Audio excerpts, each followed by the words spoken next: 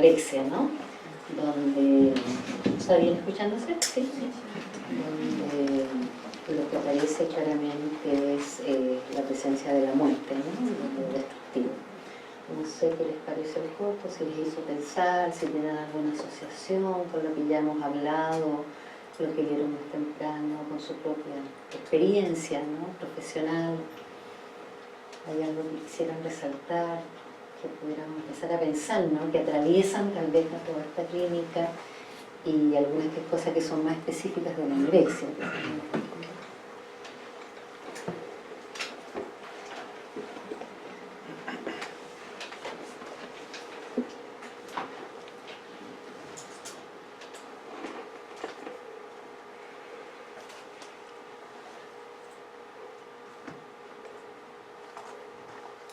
A mí me resonó cuando partí el tema que dio, el tema de tener que ser parte de esta imagen, de ser este maniquí.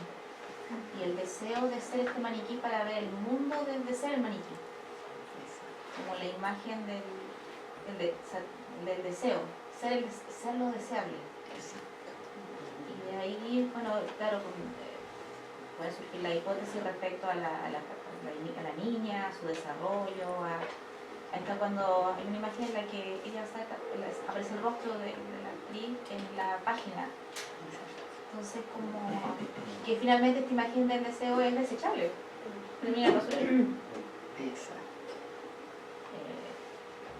Y un montón de cosas más, pero fue como eso lo que más me resonó. También el concepto de belleza que ¿Quién está hablando? El concepto de belleza como a nivel social también. Como que la niña también lo ve en el maniquí, en el fondo, que quiere como llegar a hacer eso, que es un concepto autoimpuesto. Ideal de belleza, ¿no? Aceptar este concepto de la imagen, del ideal de ser visto, estar en vitrina, ¿no? Algo más visto no puede ser, estar en vitrina. Acaparar la mirada de. Quizás también como al mismo tiempo que es como el deseo, al parecer, de esta persona, llegar a ser como esa imagen idílica quizás de perfección quizás, al mismo tiempo logrando alcanzar ese objetivo, metiéndose dentro del cuerpo, finalmente termina yendo a la basura igual, aunque logró lo que quizás buscaba, pero puede ser súper desechable. Al mismo tiempo como Y siguiendo esa línea, ¿qué es lo que la hace desechable? ¿Por qué la botan al maniquí? por lo humano quizás del maniquí. Ya. Porque no pudo controlar, ¿no? Una necesidad. ¿Sí? Una necesidad que no pudo quedar controlada. Porque tal vez podríamos pensar, ¿no? Si en estos trastornos hay algo de la idea del control, ¿no? De lo que se incorpora y lo que se vomita, ¿no? Como en este interjuego entre la obesidad, la bulimia, la anorexia, ¿no? ¿Cómo está en esto de incorporar y botar, vaciar? Entonces, interesante cómo lo pone el autor del corto, ¿no? Cómo la idea cuando falla este maniquí es cuando aparece, como tú dices, lo humano. Porque podríamos pensar si en esa idea de convertirse en el maniquí, si se fijan, allí lo único que queda de humano es la mirada, ¿no? La sobreinvestimento de la mirada, ¿no? De lo que se ve, porque lo único que aparece ella es en los ojos. Pero tratar de encajar como sea en esa imagen, ¿no? ¿Cuántas veces tratamos de hacer, o cuánto también la pregunta es, ¿qué también hacemos con las personas que nos consultan, ¿no? Si también, sin darnos cuenta, estamos también tratando de meterlo en algunos moldes, ¿no? Lo normal, por ejemplo, ¿no? Lo que corresponde a esta edad, ¿no? Si también serán de alguna manera estos maniquíes donde forzamos, ¿no? De alguna manera y traicionamos lo más humano, pero que en algún momento sale, aparece. Y que desde el punto de vista psicoanalítico podríamos pensar lo que aparece es el síntoma. La puntita del iceberg, ¿no es cierto?, es el síntoma. Y por eso decimos hay que hacer hablar al síntoma, hay que oír al síntoma, no acallarlo inmediatamente. Entonces el problema, por ejemplo, existe lo que mencionábamos, las cirugías bariátricas, que pueden ser un gran avance evidentemente que lo son, y muchas cosas, pero de solo mirar el cuerpo carne, y no ver todo esto que hemos hablado de la imagen inconsciente, de podríamos decir esto, lo humano que aparece en este maniquí, ¿no? Todo lo que hemos estado pensando en este ideal forzado de ser visto, ¿no? Y considerar, ¿no es cierto?, que entonces, listo, la persona pasa de pesar 120 kilos a pesar 70 kilos, ¿no? ¿En cuánto? En 2 semanas, 3 semanas, un mes, digamos, ya, pongámosle un mes. ¿Qué pasa con eso? ¿Qué procesos se tienen que acelerar y sobreadaptarnos, ¿no? Es como si de repente pues, nuestro cuerpo cambiara, que es lo que pasa un poco en la adolescencia. Y por eso es tan difícil la adolescencia en la mayoría de los jóvenes, ¿no? Aquellos momentos en que el cuerpo me queda grande, me queda chico, las piernas me llegan más allá, la torpeza que tuvimos cuando adolescentes, ¿no? Porque no podíamos manejar bien este cuerpo que hasta antes de la adolescencia era tan fácil, ¿no? Preparar árboles, jugar, esto, éramos muy diestros con este cuerpo, de repente cambió. Entonces también pensar en los fenómenos psicológicos que hay en cómo son las cirugías bariátricas, ¿no? Que digo, claro, en apariencia aparece un equipo, como lo que hablábamos un poco hace un rato, ¿no? La necesidad de trabajar en equipo multidisciplinario, sin dejar la esencia de la disciplina, pero poniéndola al servicio de otras escuchas, de otras intervenciones, para que juntos hagamos una mejor intervención. Esa es la idea. No que yo muestre que los psicoanalistas son los que la llevamos en esto, no, sino que ver cómo podemos cooperar entre todos. Entonces, frente a esto, la importancia de que realmente sea un equipo multidisciplinario, un trabajo en equipo, y no que el psicólogo esté ahí como de pose nomás, ¿no? Si contamos con psicólogos. ¿En qué consiste ese acompañamiento? ¿Qué pasa, digamos, con esos cambios tan bruscos, ¿qué puede desatarse detrás? ¿Qué puede aparecer? Entonces, si no tenemos en cuenta esta idea de un cuerpo erógeno, no tenemos en cuenta esta idea de una imagen inconsciente, no vamos a entender que estas personas digan, sí, no sé, pero yo sigo siendo obeso, sigo sintiéndome obeso.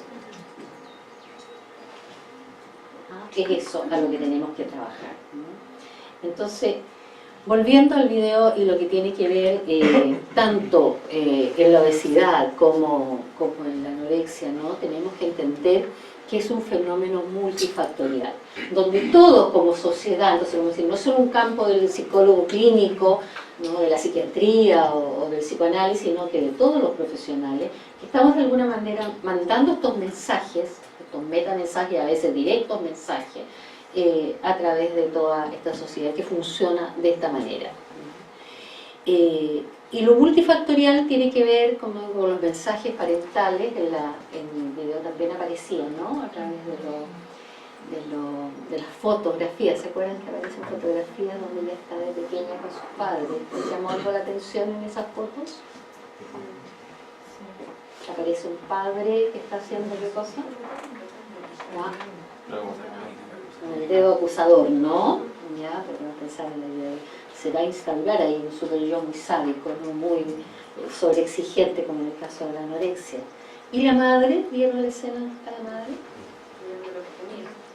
Mirando lo que comía. Una mirada controladora, ¿no? De reojo así mirando, te lo comes, te lo comes. Te lo comes sonriendo, te lo comes llorando. Como siempre decía que su mamá le decía, en esta casa te lo comes sonriendo, te lo comes llorando. Elige. No había alternativa de decir no.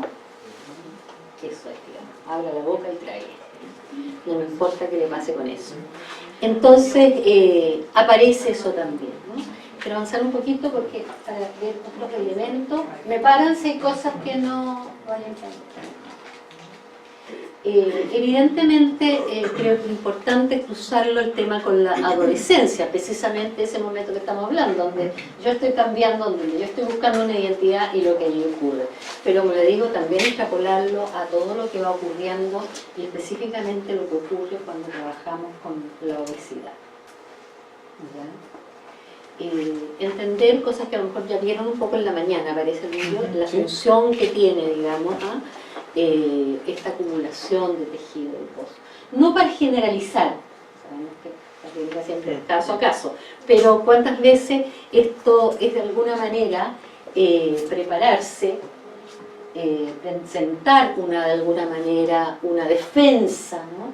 También es una manera de convertirse igual en esa guagua gordita y sanita, ¿no? Tan rosadita y rojuete, ¿no? Entonces hay siempre una ambivalencia, podríamos decir, cruza con el trastorno alimentario, con el crecer y el retroceder, que en la adolescencia muchas veces, por supuesto, está sobregatillado, porque ya ahí está el conflicto. En la adolescencia que hay que resolver, porque estoy creciendo pero no quiero, la típica del adolescente que la quieren mandar sola, hacer todo solto y grande, y después se está metiendo en la cama de los papás, ¿no? Y quiere que lo regalonen y todas esas cosas, ¿ya? Entonces, está también el tema de todo lo que tiene que ver con la cercanía y la distancia, de cuánto hay allí, ¿no? Que en el adolescente aparece con mayor claridad, ¿no? ¿A qué recurro? ¿A qué habilidades internas recurro? Investigaciones han digamos, mostrado, en las he participado yo, donde existe una dificultad enorme para tolerar ciertos afectos. Y esto es como no saber qué hacer con esos afectos una vez que son detectados. Entonces, de alguna manera, lo mejor es negarlos.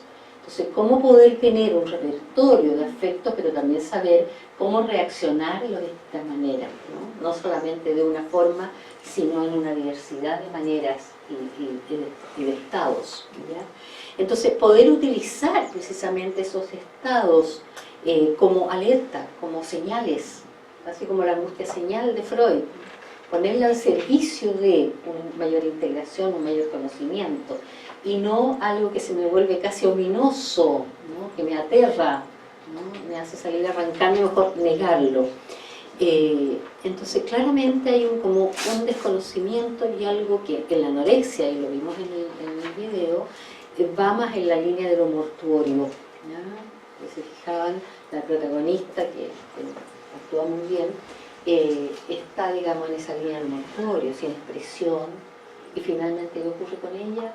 Según el corto, muere, ¿no es cierto? Muere. Otra cosa importante que aparece en este video, si se fijaron, no hay palabras, es solo música de fondo. Hay gestos, pero no hay diálogos, no se cruza ni una sola palabra. ¿Qué les hace pensar eso?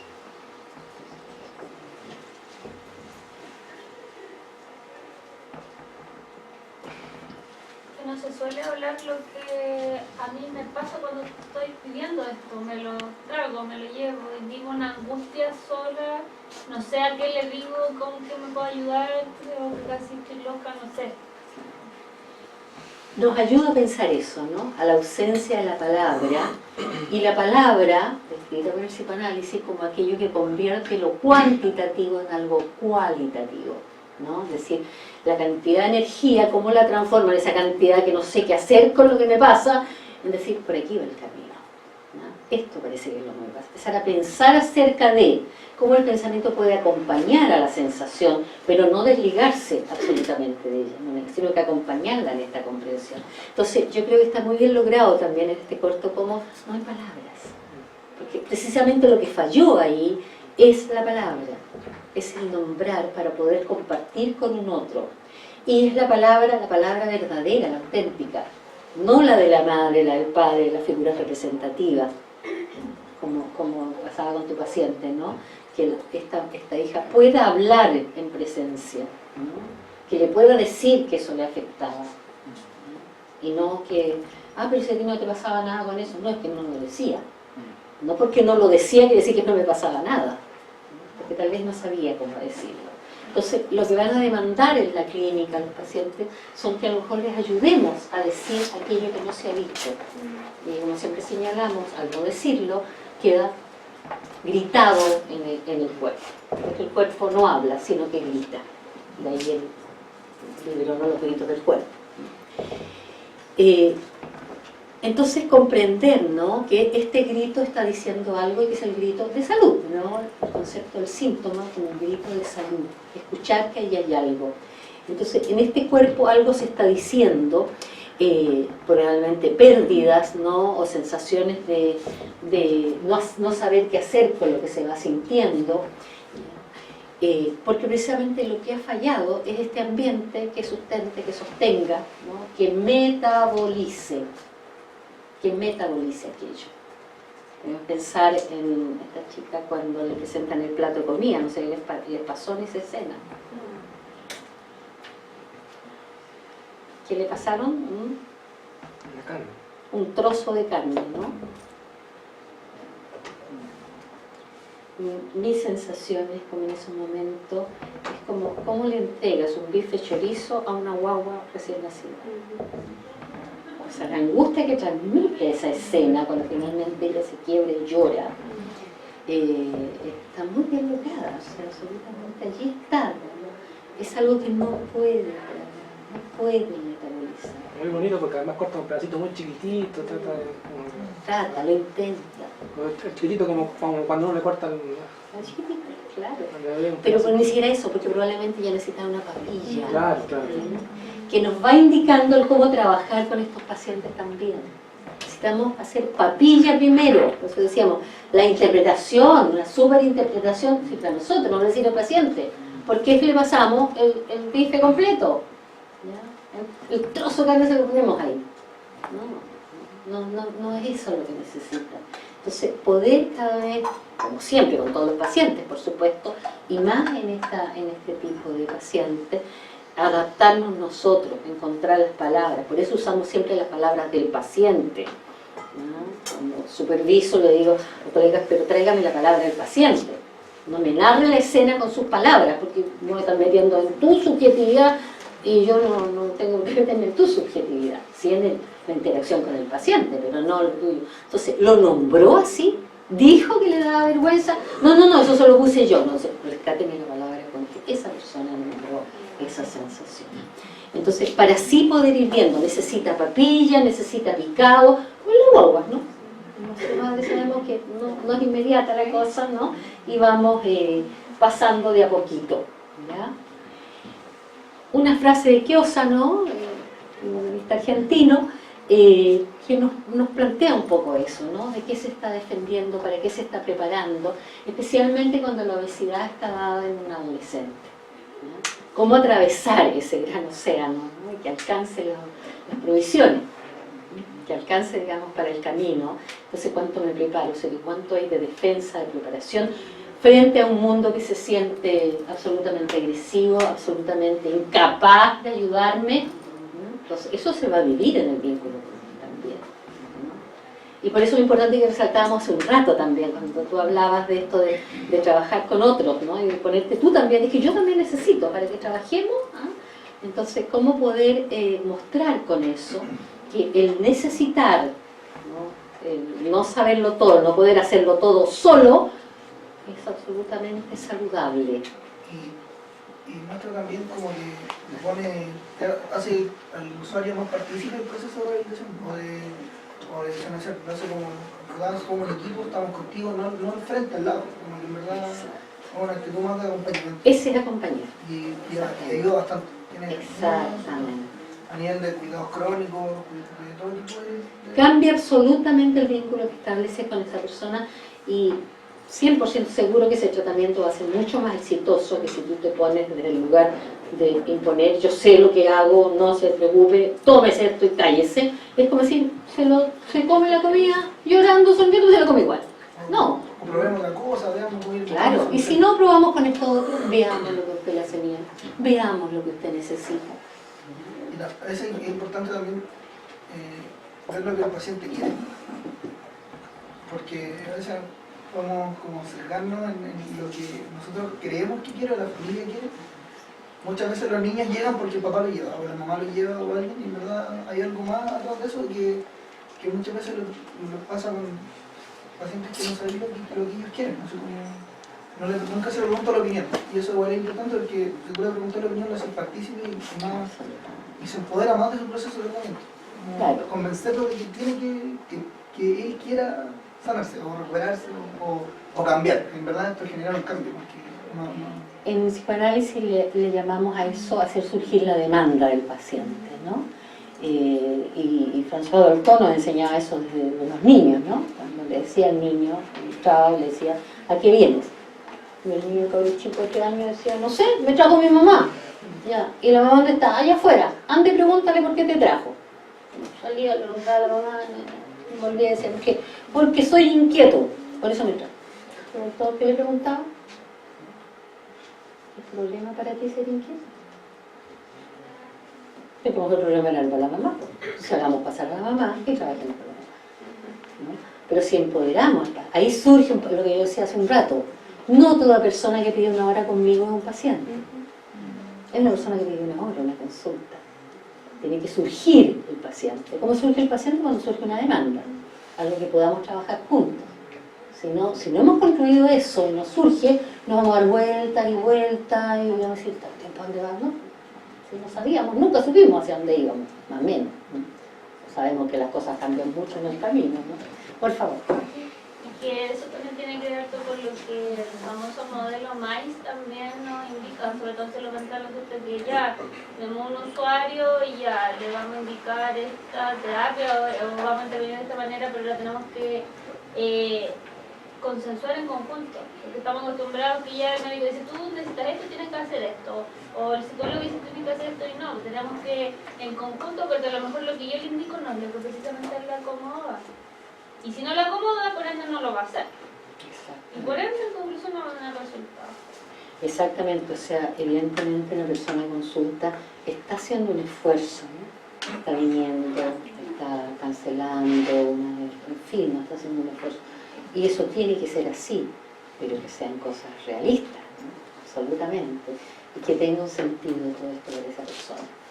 Entonces, la pasividad con que tratemos a las personas que nos consultan en las distintas áreas puede ser una repatologización del paciente y no la posibilidad de darle una alternativa distinta. Que entienda por qué le pasa. Si la gente no porque no sepa específicamente algo significa que es tonta y no va a entender. Puede explicárselo. Mire, le indico tal cosa, que se tal los exámenes, porque no así como, ya, tales cosas, hágaselo. ¿Para qué? No tengo idea. La típica, estoy tomando unas pastillitas, ya, pero ¿qué pastillitas son? Son unas chiquititas azules. ¿Para qué son? ¿Qué efectos les van a hacer?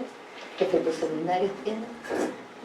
Esa es, digamos, una manera distinta de vincularte con aquella persona que te consulta.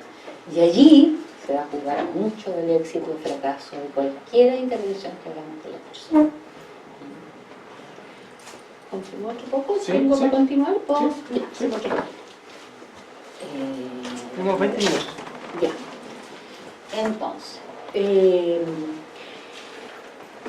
apoyándonos un poco también en el video que veíamos, ¿no? Podemos también hablar de todas estas cosas, ¿no? La etiología de la anorexia se ha asociado mucho con las mujeres, ¿no? Una presencia mucho más frecuente en mujeres que en hombres. Pero claramente eso cada vez se ha ido desdibujando un poquito y ha ido apareciendo una anorexia bastante más frecuente en hombres también, y también a distintas edades, no solamente en la adolescencia, sino que a edades más tempranas, como la niñez, o a veces en edades más tardías. Entonces también es para repensar. Sabemos que cada etapa de la historia que nos toca vivir va teniendo cuadros que son propios de ese momento de la historia. Entonces, preguntarnos qué va ocurriendo ahí. Entonces, esto que está siempre asociado a un género en específico, en este caso la anorexia, a las mujeres, es para cuestionarlo en estos momentos. Tal vez tiene que ver con todo el cuestionamiento y la reflexión que estamos haciendo acerca del género, la diferenciación con identidad, ¿no? Etcétera, y toda la idea de la diversidad que puede existir en la sexualidad. Entonces yo creo que ahí hay cosas que están cambiando, pero en un comienzo siempre estuvo muy asociado a ser mujer, a tener esto. Otra cosa también muy asociada tenía que ver con las dinámicas familiares. Una tendencia a lo que muestran los estudios, a una sobreexigencia especialmente en las pacientes anoréxicas, ¿no? De mucha exigencia, personas que han sido muy exitosas, mejores alumnas, generalmente en esa línea de la exigencia, de la cosa un poco obsesiva que también se veía en el video, ¿no? Cómo escribía cada cosa, cada peso, y después hacía más una cosa, colgaba, digamos, la pesa.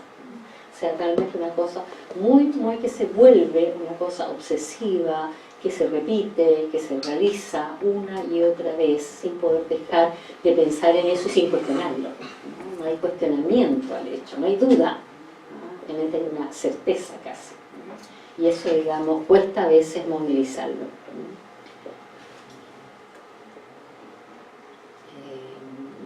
Entonces, todo esto también hemos hablado, ¿no? Esta sensación que tiene que ver con el vacío que muchas veces hablan estos pacientes, que está presente tanto en la bulímica como en la anoréxica. Tiene que ver, digamos, con qué le pasa a la bulímica cuando consume, ingesta, no se come entera la torta, ¿no?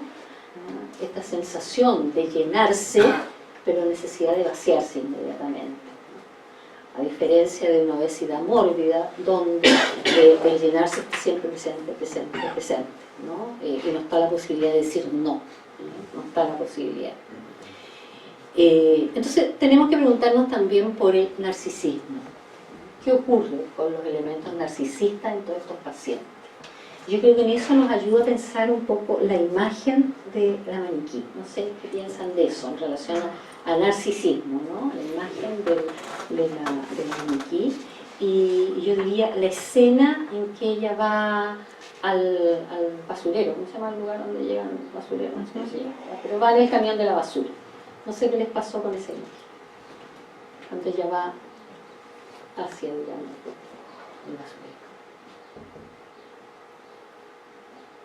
De partida, ¿cómo va avanzando? Mirando todo. ¿Ah? Mirando todo. Sí, pero ¿cómo va avanzando? ¿De frente o de espalda? O sea, podríamos decir como si fuera retrocediendo, ¿no? O sea, en un movimiento regresivo.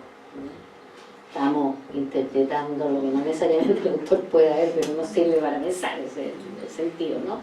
Entonces, pensar si aquí en estas patologías hay un movimiento regresivo, queriendo ir hacia adelante, podríamos decir, la anorexia lo único que quiere es independizarse generalmente de esta familia, de esta figura de cuidado que se la tragan de alguna manera, necesita avanzar y despegarse, pero no puede. Finalmente lo que hace es regresa y se convierte en la guagua a través de la obesidad y a través de la anorexia, ¿ya? En la necesidad. Entonces queda de alguna manera encarcelada, atrapada en ese movimiento que es regresivo, ¿no?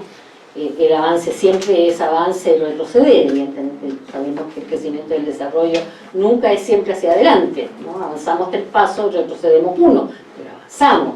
En cambio aquí hay un movimiento regresivo que yo me ayudó a pensarlo mucho, esta imagen donde el maniquí va, pero va de espalda, ¿no? hacia el final, hacia la destrucción. Y también me hizo pensar, ¿no? Esta imagen, porque ella va como erguida, bueno, el maniquí, digamos, el ser humano, va erguida con una posición, ¿no? De triunfo. ¿Ah? Va sobresaliente de toda la basura que... Exactamente. Entonces, yo siento que está ahí nos permite pensar en el narcisismo, en esta cosa que está el vencer lo humano, ¿no? Y que lo humano, cuando la vence, cuando ya no puede aguantarse las ganas de ir al baño, ¿no? La desechan. Entonces, el deseo de vencer eso. No necesito comer, no necesito. El deseo de nada, no necesito. Ahí hay un narcisismo que toca el tema del principio de realidad, ¿no? También por eso tan alterado en la anorexia.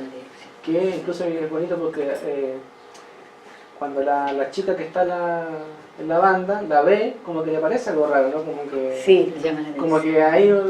¿Qué hace aquí? En la pulsión de vida podría decir, grita, sálvame, claro, ¿no? Pero ella no, sí, o sea... Pero digna. Sí, antes muerta que sencilla. Exactamente. ¿No? ¿Sí? No, yo digna hasta el final, ¿no? O sea, voy a ser triturada, pero... Y por encima de todo, como decía muy bien, triunfando sobre eso. Finalmente triunfé con la muerte. Como dices tú, una distorsión casi del juicio en realidad.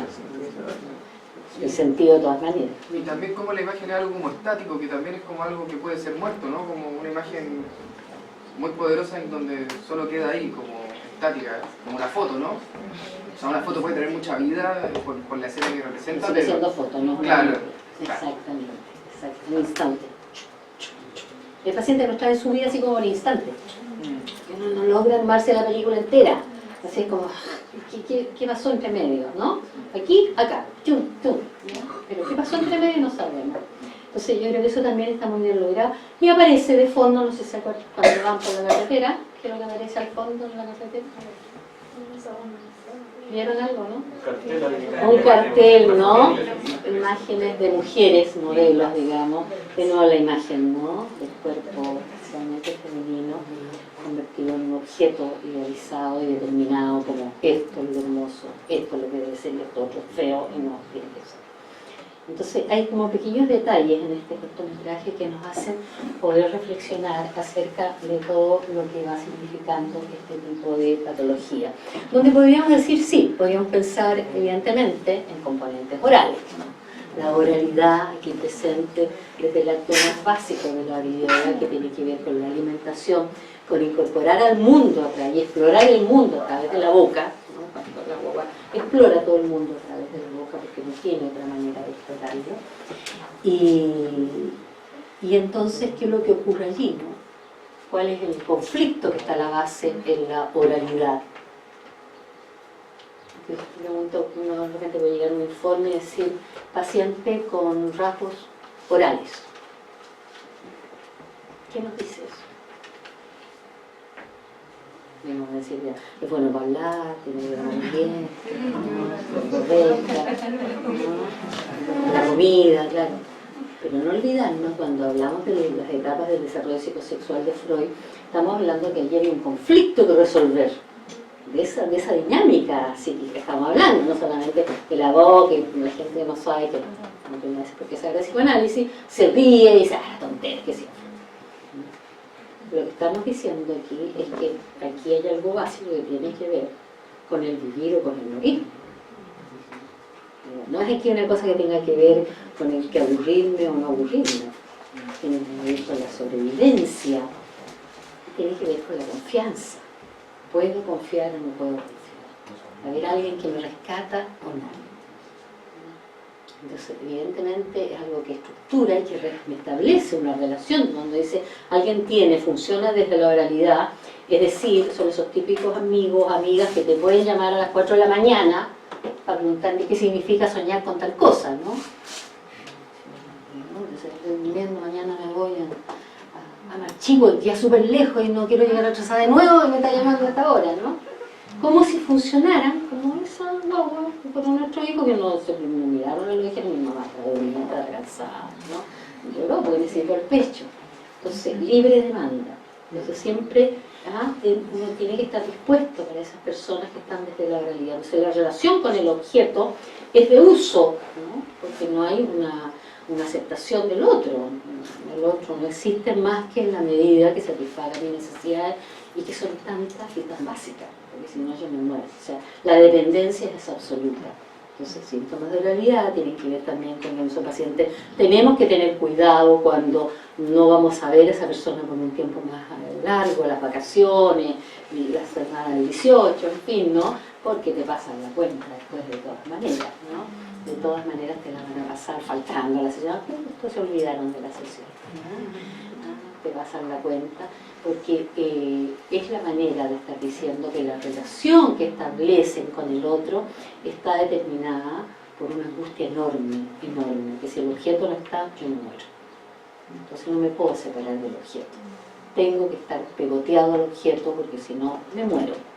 No puedo hacer nada sin el objeto.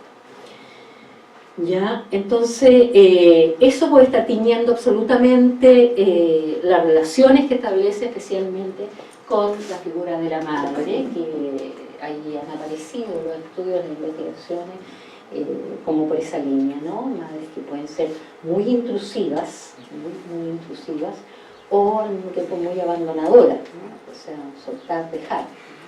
Entonces, cómo poder ir metabolizando un encuentro que permita ir entregando a lo mejor esta papilla, que la persona abra la boca y pueda recibir. También tenemos que pensar que la anorexia a veces se nos presenta en los pacientes como una anorexia psicológica. Todos han tenido de repente la experiencia con pacientes que uno les diga lo que les diga, no les entra. O sea, cierra la boca y no reciben nada, ¿ya? También podemos hablar de anorexias mentales, ¿no? Donde no esté el síntoma específico, así como la anorexia que está en cruda, con riesgo de muerte, que hay que tener cuidado y todo eso, sino también con una manera de que no pueden recibir, porque sienten que lo que les vamos a dar, abren la boca y olvídate, nos vamos a meter enteros, ahí, o sea, vamos a sacar todo lo que debe y vamos a investigar todo, ¿no? O sea, como dice un cuidado. Los cerrados, sí. Exactamente. Porfiados. También esta idea de exigencia también tan grande. Sí, pero es interesante, ¿no? Porque usted, si no me equivoco, como lo que propone también es que precisamente esa boca cerrada, como lo decía antes, es una defensa, ¿no? Como a esa intrusión que puede ser tan mortífera. Como que yo pensaba en el caso de la anorexia como un espacio de deseo, de libertad, como que cuesta la vida, como que puede llegar a costar la vida, como a ese punto llega el estatuto de poder mantener el deseo o esa distancia. O sea, aquí está implicado la vida y la muerte, exactamente. Es una cosa, como decíamos, tiene que ver la salud, aquí la calidad de vida, muchas veces la obesidad, o sea, qué va pasando, patologías que surgen asociadas, etc. O sea, ya lo del mortorio absolutamente presente. Y por eso es interesante a veces pensarlo, de esta madre muerta de abril, son elementos que van ayudando a pensar el caso a caso, que eso sabemos.